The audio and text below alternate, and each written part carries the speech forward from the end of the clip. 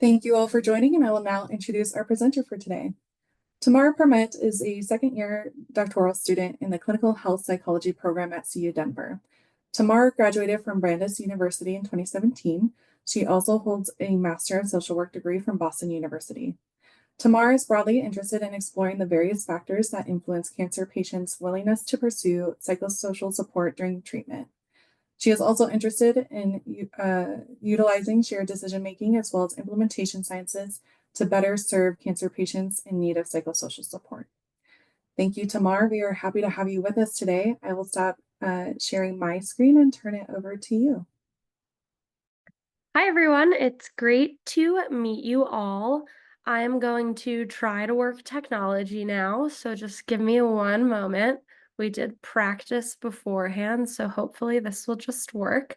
Victoria, do you mind just giving me a thumbs up or letting me know if Yeah, that is it looks great. awesome? Cool. Well, yeah, hi everyone. I am super excited to be here today and to talk to you all about psychosocial outcomes, mental health care utilization, and cancer patients' motivation to pursue emotional support during treatment. I really appreciate that introduction. I forgot I sent that in, so I did include a slide introducing myself. But as Victoria mentioned, I am Tamar. I'm currently a second-year PhD student in the Clinical Health Psychology program over at CU Denver, where I'm working in the Psychosocial Oncology and Community Engagement Research Lab under the mentorship of Dr. Kristen Kilborn. And I also just wanted to say that I have been working part-time as a senior research services professional here on Anschutz Medical Campus for the last 3 years as well in the Colorado Program for Patient-Centered Decisions. As Victoria mentioned, my primary doctoral research focuses on understanding the underutilization of psychosocial services among cancer patients. And I really got into this line of work because I wanted to learn how to better support this vulnerable population of resilient individuals to cope with a debilitating and life-changing disease that affects just much more than just the physical body. And I'm really excited to just talk to you all today about all of these various topics in psycho-oncology. So, as I mentioned, I'm going to be talking about a number of different topics today related to psycho-oncology. And I know that folks are coming into this with a variety of different backgrounds. So, bear with me as I go through some information that maybe some of you already are familiar with. So, pretty much we'll start by having a discussion about just what psychosocial distress in cancer actually is. Then we'll discuss the various psychosocial outcomes that have been reported among patients coping with cancer. Then we'll discuss mental health care utilization patterns that have been reported among patients coping with cancer. I'm then going to be presenting to you all on a multi-systems model that I have been working to develop with some of my collaborators to just help us sort of understand why certain patients seem to be utilizing psychosocial services more or less than other patients, followed by a discussion about just some ideas that we have to increase patients' access to mental health care in oncology. And I wanted to just sort of say that throughout this talk, I'm going to be sharing some findings from several of my ongoing research studies. So I will be presenting some findings that I found from some research that I did utilizing the National Health Interview Survey, which is a large national survey that is put out by the National Institute of Health each year. And I'm also going to be sharing quite a bit of preliminary findings from a qualitative research study that I'm currently conducting over here on Anschutz Medical Campus that is looking at all of these different factors in early onset colorectal cancer patients. And so I'll be integrating some of those findings throughout this talk. So when those slides pop up about that data, don't want anyone to be surprised. So to begin, I just wanted to orient us all to the field of psycho-oncology. So as many of you know, cancer is a far-reaching illness that affects approximately 1.6 million Americans each year. And as you may expect, cancer and its associated treatment are also associated with fairly significant levels of distress. And distress in cancer has been a topic of discussion for many years in the psycho-oncology community, with the International Psychosocial Oncology Society actually establishing distress as the sixth vital sign in 2007. And in 2015, the American Surgeons Commission on Cancer actually began mandating distress screening in all of its accredited cancer centers. So, psychosocial distress in cancer is a pretty salient topic of discussion and has been pretty important in this field for several years. So, what is psychosocial distress in cancer? Psychosocial distress has been defined as an unpleasant emotional experience of psychological, social, and/or spiritual nature that may interfere with one's ability to cope effectively with cancer and its treatment. And psychosocial distress really exists on a continuum, ranging from preclinical distress. So, this could be typical or normative adjustment to getting a life changing diagnosis, to distress that actually does meet the full criteria for a diagnosable mental health disorder as defined by the ICD and DSM 5. And many patients that are diagnosed with cancer experience distress. And research actually suggests that up to 64% of patients coping with cancer may be experiencing some level of heightened psychosocial distress. And we can further break this down by diagnosis. So, studies actually estimate that between 25 to 30% of patients coping with cancer are likely meeting the criteria for major depressive disorder. Studies also estimate that between about 19% of patients may meet the criteria for an anxiety disorder, and 9% of patients may be coping with some level of suicidal ideation. And further, the literature has also suggested that newly diagnosed cancer patients may be particularly at risk for experiencing more severe levels of distress. And in fact, research has suggested that the risk of developing a new psychiatric disorder actually increases by 30% during the first year of a cancer diagnosis. And as I mentioned earlier, I did conduct some research utilizing the National Health Interview Study that was actually looking specifically at this topic. So, in this research, I tried to examine what patient reported outcomes were specifically related to mental health among newly diagnosed cancer patients. And what we found was actually that newly diagnosed cancer patients are experiencing slightly higher levels of both anxiety and depression compared to those that maybe have had the diagnosis for longer.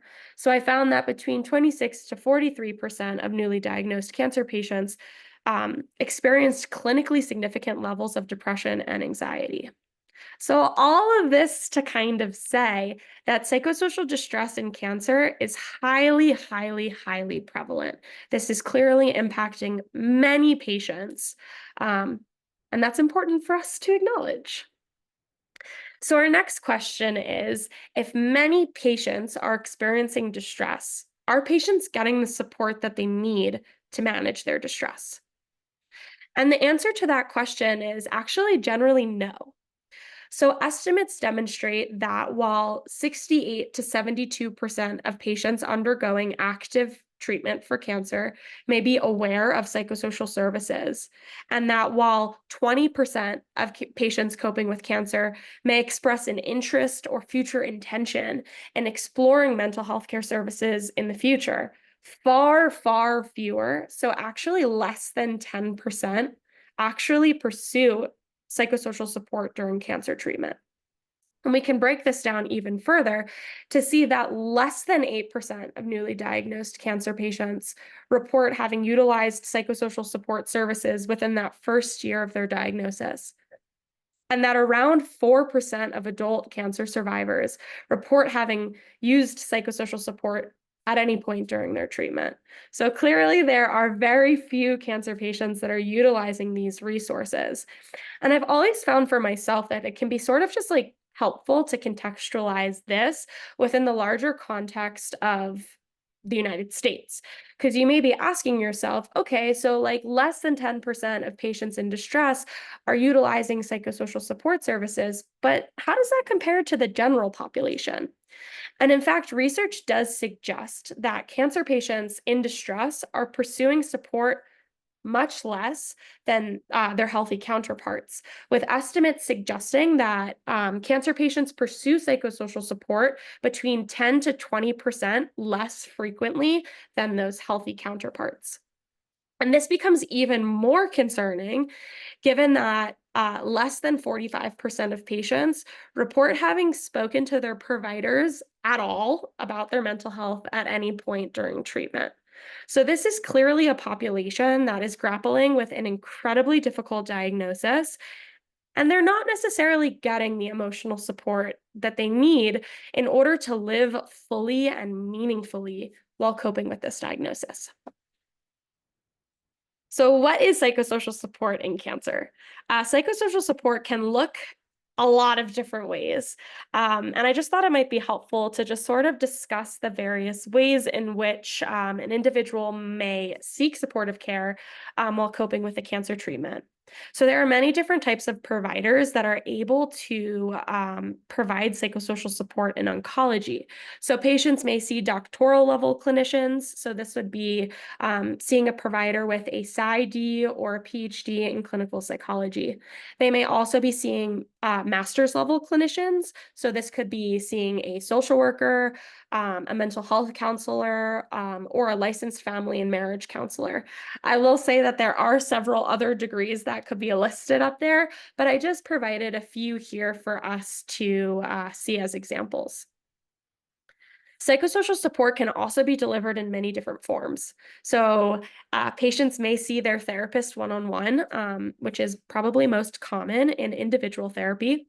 Patients may also engage in family therapy, so having conversations with themselves, their children, as well as their spouses, with the support of a psychosocial care provider to discuss things like telling the kids that their parent has cancer, and figuring out how to support the family system in coping with this diagnosis as well. Patients may also engage in couples counseling to discuss relational or marriage issues that may have come up specifically related to that cancer diagnosis. And then patients may also engage in group therapy or support groups. And those are typically mediated by one of those mental health clinicians. And then the patient engages with also a population of peers. So folks that may share a similar diagnosis.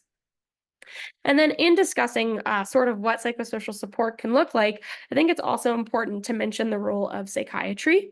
So many patients will engage psychiatry in their cancer treatment, and that could theoretically look like having individual therapy with a psychiatrist, although I will say that this happens much less frequently. What more commonly happens is psychiatry is engaged to assist with prescription medication management. So if patients are having difficulties with sleep, or depression or anxiety or something like that, psychiatry can be engaged to support patients in getting medication to manage those symptoms. So at this point, you may be wondering, why does any of this matter? And I will say, as a PhD student in clinical health psychology, of course, this really matters to me. Um, but I think that it's sometimes helpful to share some data explaining why the underutilization of psychosocial services may be particularly problematic to just the general population that maybe doesn't have a stake in psycho-oncology. So, first, the literature demonstrates that approximately 2% of the National Cancer Institute research budget each year is dedicated to psychological sciences. And in fact, $85 million dollars of that budget is specifically allocated each year to psychosocial intervention design. So we know that there is a ton of grant funding that is being funneled into the design and eventual dissemination of psychosocial services tailored to cancer patients each year. Second, we know that this grant funding has actually been put to good use. And there are some pretty incredible psychosocial interventions that are out there that really, really work. So, research shows that psychosocial interventions are not only highly effective at reducing distress among patients coping with cancer, but they can also decrease symptom burden associated with cancer, like symptoms of cancer, including fatigue. Um, Psychosocial interventions can also improve overall quality of life among patients and can even boost overall treatment adherence. So, there are some pretty fabulous psychosocial interventions that are out there that are highly effective at doing what they're supposed to do. And then finally, and perhaps in my opinion, most importantly, this underutilization of psychosocial support is particularly concerning given the fact that emerging research has demonstrated that unaddressed distress is associated with reduced treatment adherence, more rapidly advancing disease, as well as reduced life expectancy. So, all of this to sort of say that understanding the contributing factors to this underutilization of psychosocial support is something that really needs to be addressed in order to effectively and holistically treat patients coping with cancer. And this is sort of what all of my doctoral research and a little bit before has been trying to do to understand the various factors that may influence a patient's utilization of psychosocial support during cancer treatment in order to sort of provide a roadmap for where we can intervene in order to address this major gap in care delivery and to better support patients in navigating this debilitating disease. And I am super excited to talk with you all today about some of the ideas that we've had. So, over the past several years, I have been working towards developing a multi-systems model to just sort of understand the underutilization of psychosocial support in oncology. So, as you can probably imagine, there are many different factors that can influence a patient's decision to either accept or reject psychosocial support when it's offered to them um, during cancer treatment. And I'm going to be talking to you all in much more detail about all of these different things. But I wanted to just sort of start by providing a broad conceptualization of what this model is. So, broadly, we are conceptualizing that a patient's decision to either say yes or to say no to psychosocial support when it's offered to them during treatment is largely impacted by patient level factors, system level factors, and provider level factors, all of which impact the cancer patient in the moment while they are experiencing psychosocial distress and influence their in the moment willingness, so their motivation and their interest in saying yes or saying no to supportive care services when it is offered to them during treatment. And I'm going to be talking to you guys over the next few slides, as I said, in much more depth about sort of what each of these levels looks like, as well as what we might be able to do about it. So I'll start by talking about some of the patient level factors. So perhaps unsurprisingly, or maybe it's surprising, the patient level is perhaps the most readily studied in the field, with many researchers focusing pretty much entirely just on this patient level. So we've got a lot of really great information on some known barriers and facilitators on the patient level that seem to impact whether or not a patient accepts or rejects psychosocial support in oncology. So, some notable patient level factors that seem to interfere with patients' psychosocial utilization include demographic factors. So, we know that folks that are older, Black, and male identifying tend to say no to psychosocial support when it's offered to them more frequently than folks that are younger, white, or female identifying. Interestingly, the literature has also suggested that patients that are experiencing higher levels of distress are actually less likely to say yes to psychosocial support when it's offered to them. And that's going to be particularly important for us in our conversation a little bit later.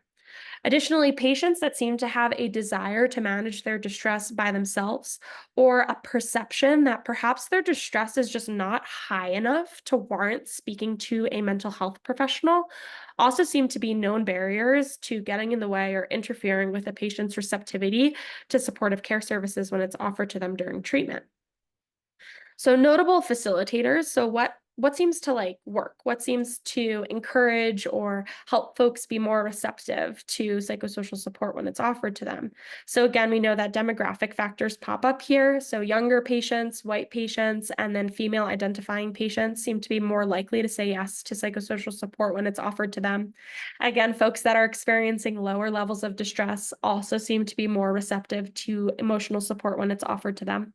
Then having a past positive experience with a mental health clinician also seems to be a really great predictor of uptake of supportive care services. So if you've previously worked with a mental health clinician and had a good experience, you may be more likely to be receptive to it again in the future.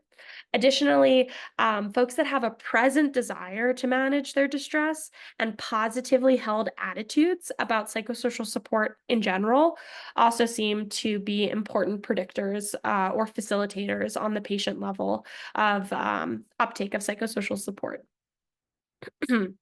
Another important concept to discuss on the patient level is this concept of patient willingness. And this is a concept that I have been working towards sort of elucidating a little bit more with one of my collaborators, Timothy Sanis at UMass Medical Center, on elucidating a little bit more because it does seem like it could potentially play an important role in this puzzle that we're trying to figure out.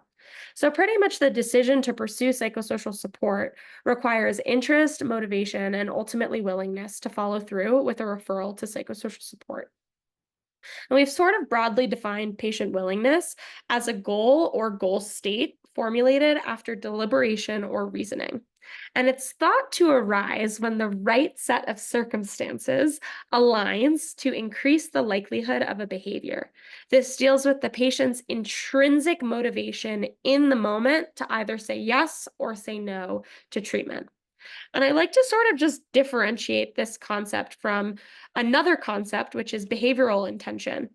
And behavioral intention has been readily discussed in the health behavioral change literature, and specifically is a concept that was born from two theories. So, the theory of planned behavior, as well as the theory of reasoned action.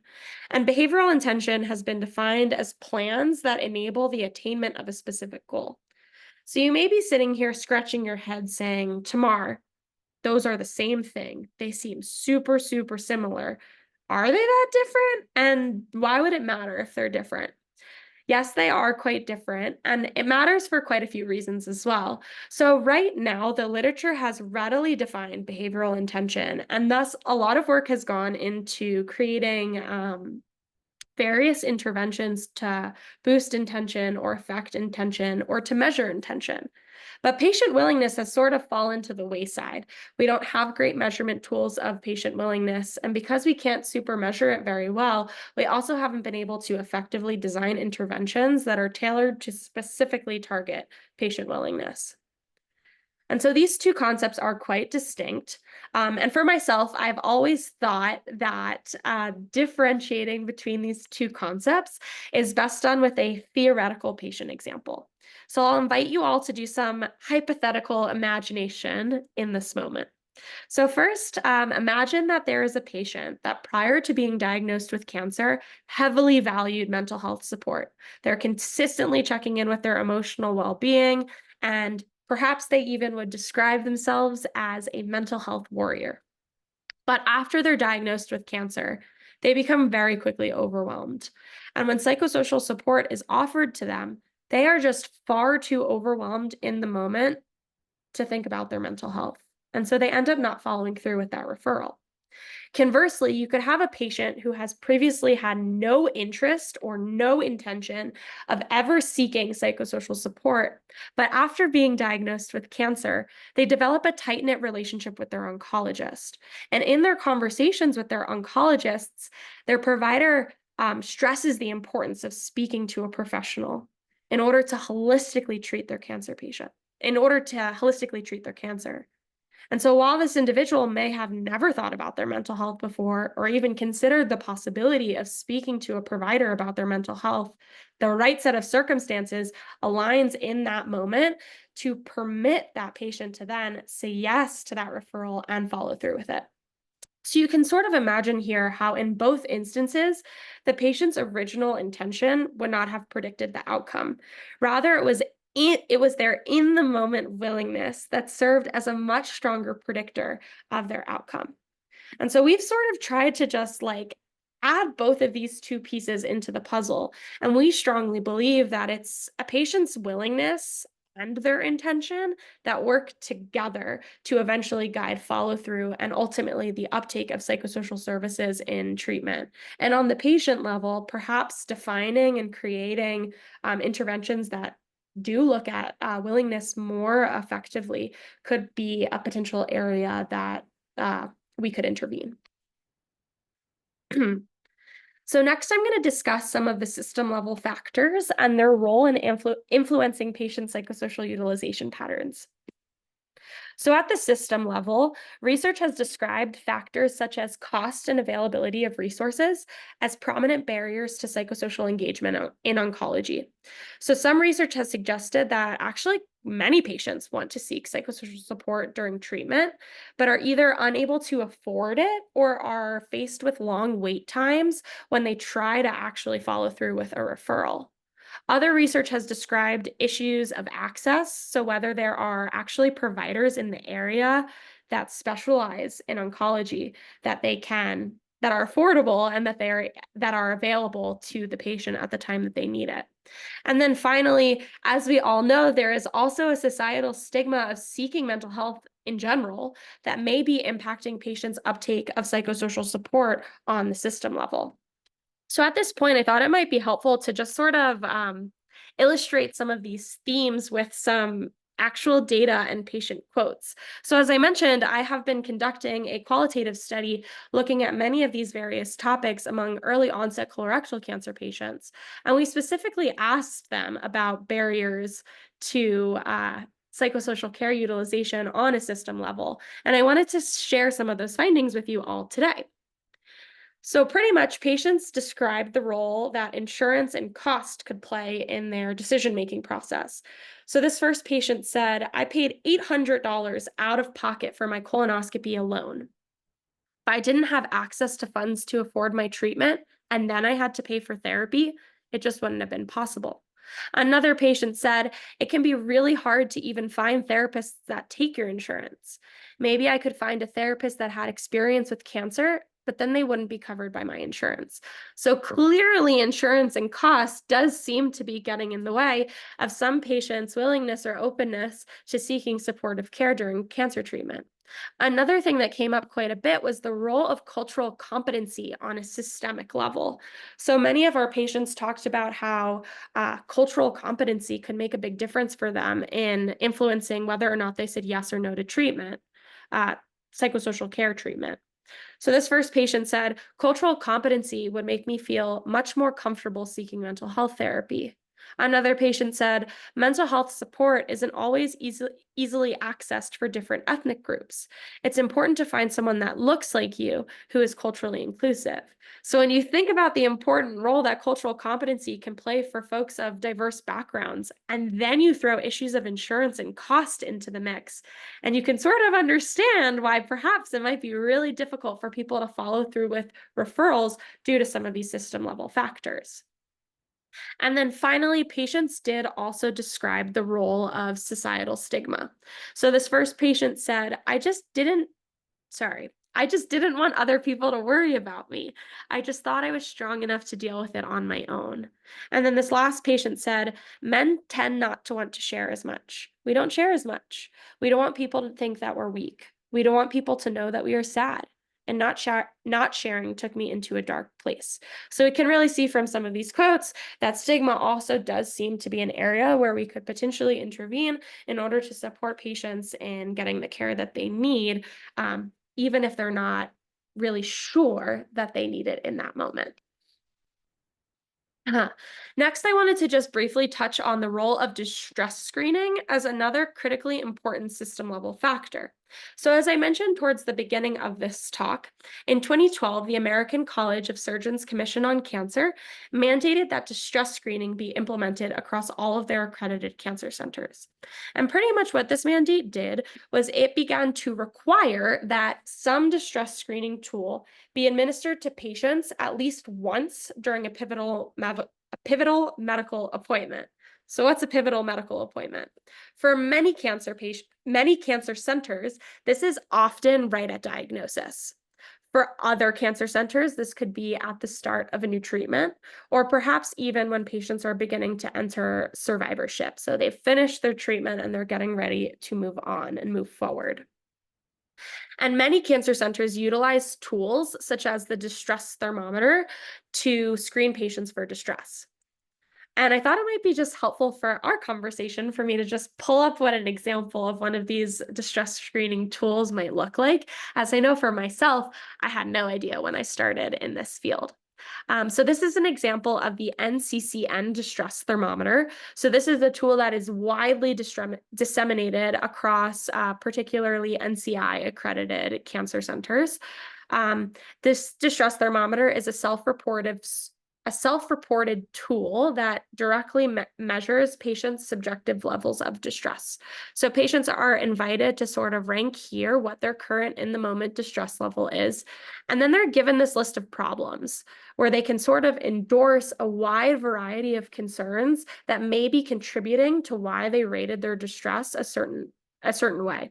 So for example, they can endorse physical concerns, practical concerns, emotional concerns, spiritual or religious concerns, as well as societal concerns. And pretty much what is essentially supposed to happen is that if you were to score on this distress thermometer in a certain way, so if you were above a certain threshold, that would theoretically then trigger something in the medical record to connect you with a resource or a psychosocial care provider to more efficiently provide support. And that is pretty much what the goal of mandated distress screening was, to proactively identify patients in distress and then more effectively and efficiently to connect them with resources. However, research has actually suggested that distress screening has not led to an increase in the uptake of psychosocial support. That's a little bit of a head scratcher there. So, why might this be? Of course, it may be related to many of the barriers and facilitators that we've already discussed on the patient level or on the system level. Another possibility relates to the fact that distress screening heavily relies on cancer centers to facilitate referrals either internally or externally. And while this may be super effective in large, well resourced academic medical centers with flourishing psychosocial support programs, this becomes a little bit more difficult when referrals are either issued internally to much smaller psychosocial support programs where there isn't a ton of providers to meet the demand, or when these referrals are being issued externally into the community to psychosocial support programs that are often overburdened and under resourced. Another possible explanation, which I have found myself particularly interested in, relates to the timing of when distress screening is actually being implemented. So as I mentioned, distress screens are often issued during pivotal medical appointments that are particularly distressing for patients. And while this makes logical sense for proactively identifying folks that may be experiencing higher levels of distress, we also know that patients that are experiencing more distress are less likely to say yes when it's offered to them. So it's fully possible that the timing that these distress screens are maybe finding folks in need of support and then offering support is not opportune for increasing the likelihood of patients to accept psychosocial support when it's being offered to them. Perhaps that right set of circumstances is not aligning in such a way to support a patient in saying yes when perhaps a referral is made.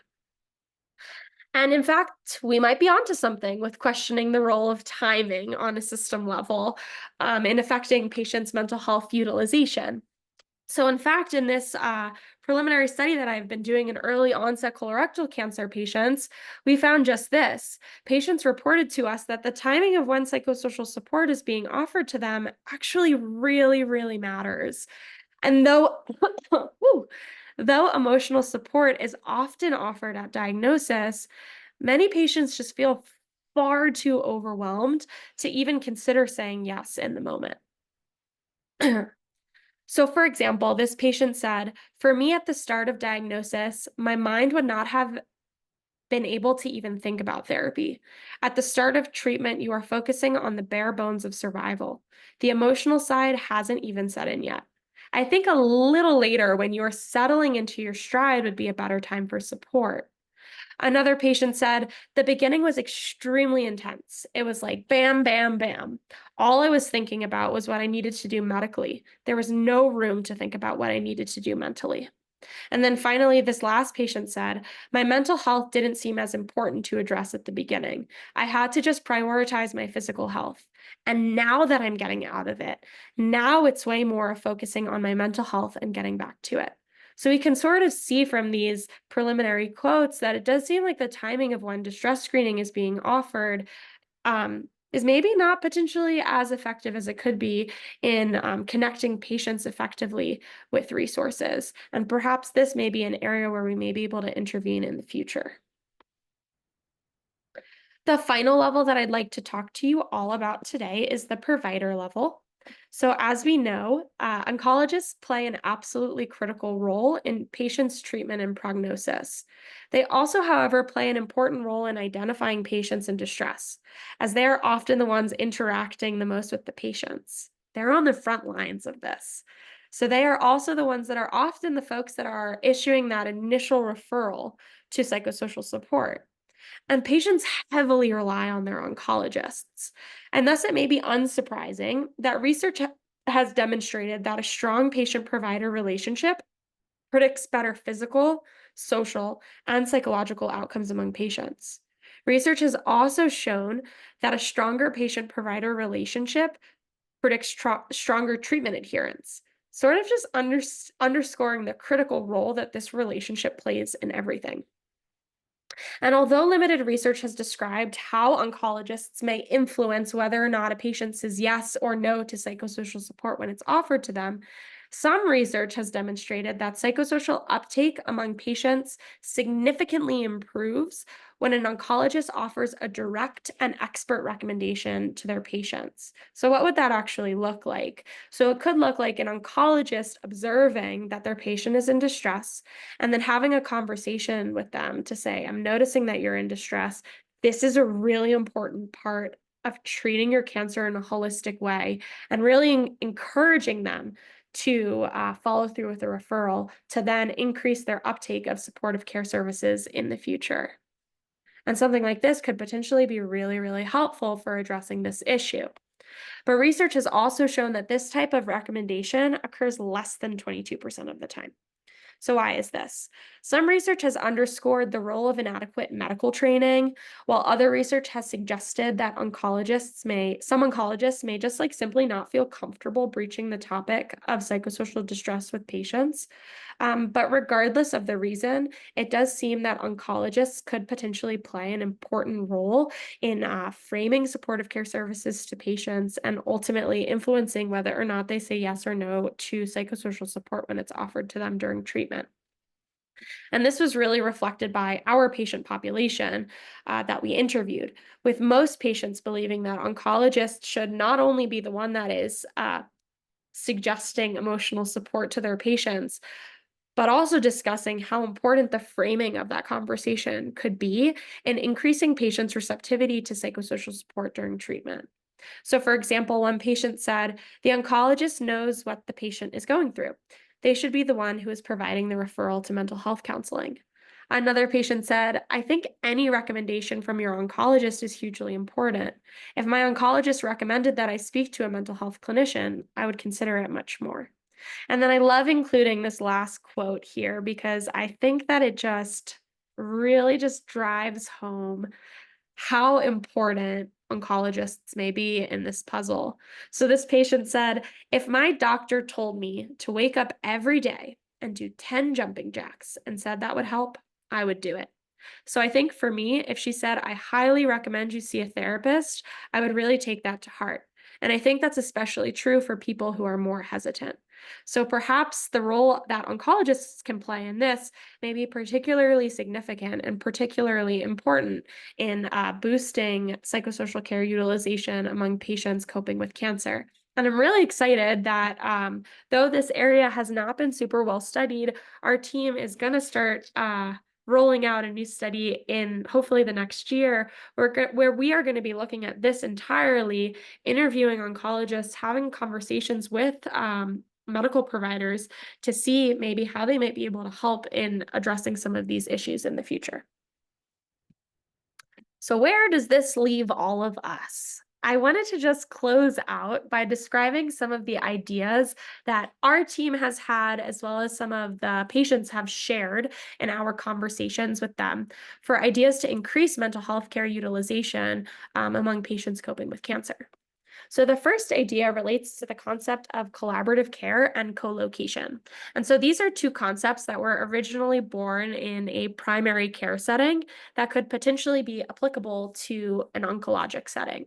So, co-location integrates mental health and primary care providers within the same office in order to streamline patients' access to services and also to encourage what's called a warm handoff, in which a referring provider introduces their patient, like literally in person, introduces their patient to the mental health care provider.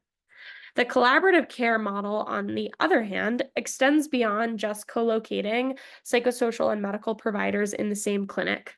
Um, and it goes beyond this by emphasizing the importance of consistent discussion as well as collaboration across medical and mental health disciplines. So, what would that actually look like? It would mean that the oncology provider, the mental health care provider, and the case manager are not only consistently engaging with the patient, but they're also consistently engaging with each other.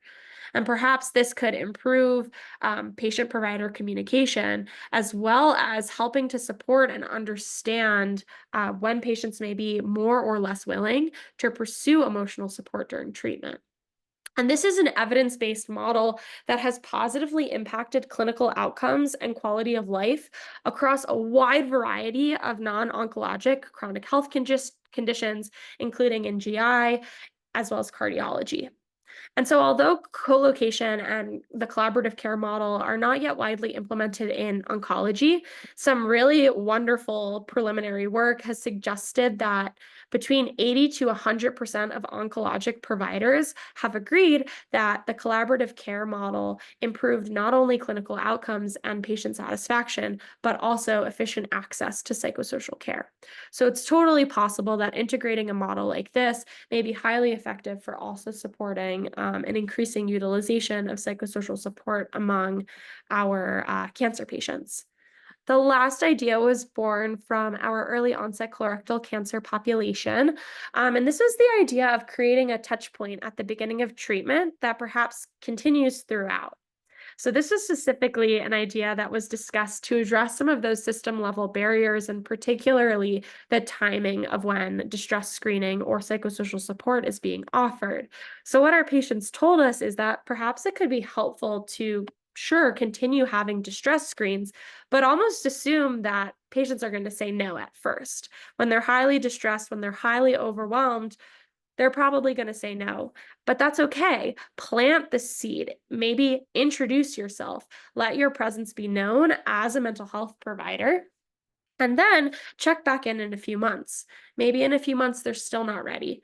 Then try again in another few months to try to just catch them at that time where the right set of circumstances does actually align to increase that patient's likelihood of saying yes to psychosocial support at some point during their treatment.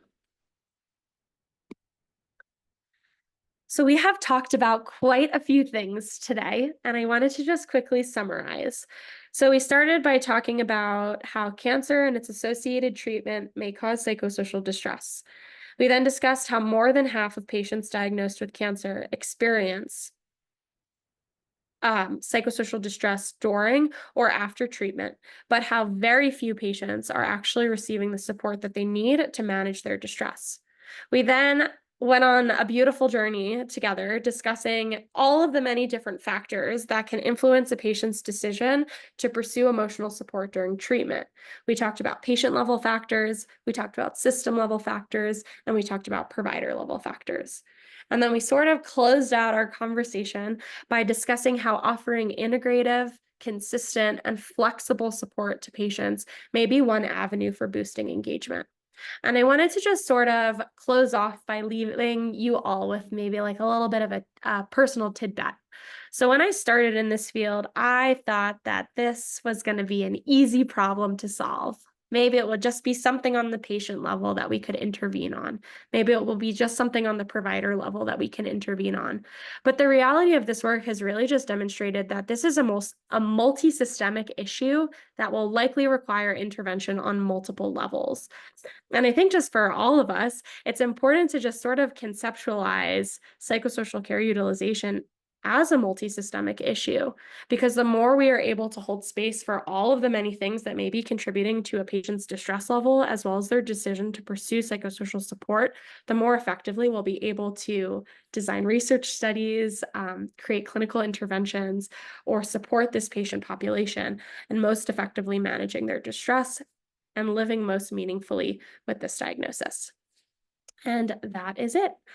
Thank you so much for your time. I really appreciated it. And shout out to my lab. I think all of them are here. And this is just an incredible team that I feel very honored to work with. And yeah, thank you so much for having me. And I would love to take any questions that you all might have. Stop sharing. Thanks, Tamar, for a wonderful and informative presentation. We do have some time for questions, so feel free to either unmute yourself or type your question in the chat. We will start with a pre-submitted question. So Tamar, you've spent some time discussing patient willingness and patient factors that could be barriers or facilitators for seeking psychosocial treatment. This person is wondering, does having a specific outlook of cancer diagnosis or prognosis impact which patients are seeking help?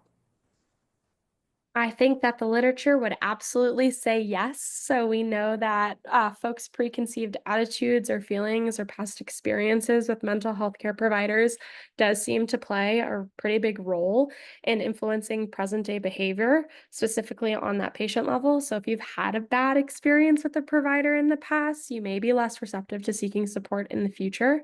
Um, and again, like that role of stigma as well, like if you feel negatively about mental health support in general, that can also really get in the way.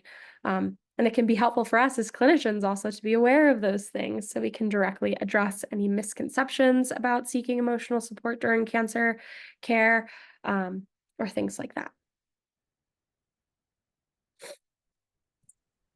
Great, thank you. A follow-up question to that. Is there any findings in the literature that may say patients who have more progressed disease in cancer stages, are they more likely to seek out help, psychosocial help? That's a great question.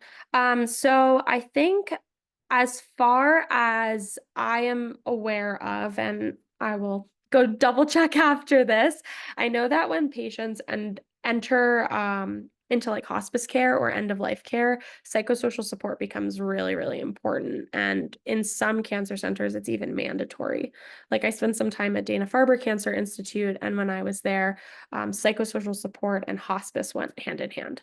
So as patients are having more progressive disease or coping with a diagnosis of end stage cancer, like stage 4 cancer, often psychosocial support is more central to those conversations.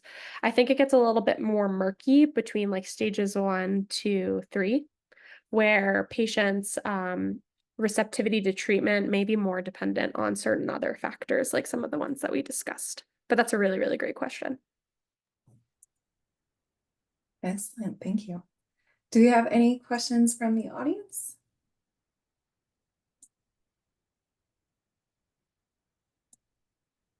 All right, I just saw one come through, so I will read it out loud. Are there any options for integrating a psychosocial support visit as a standard of care for newly diagnosed cancer patients, and then maybe checking in or maybe a check-in appointment at the 6-month mark and beyond, just to open the door to conversation and educate on the importance of mental health in cancer? Yeah, I love it. I think that that would be fabulous. Unfortunately, it's not implemented in a lot of places, but I think a lot of the patients that I have spoken to in my study with early onset colorectal cancer would really agree with that. I think having those touch points at the beginning are absolutely critical. Um, and like letting folks know that, hey, we're here, we're available, we can talk to you if you need it, right at the beginning, and then again like checking back in a few months. I don't think that that is a standard currently at UC Health, but I think something like that could be awesome, and I would totally support it.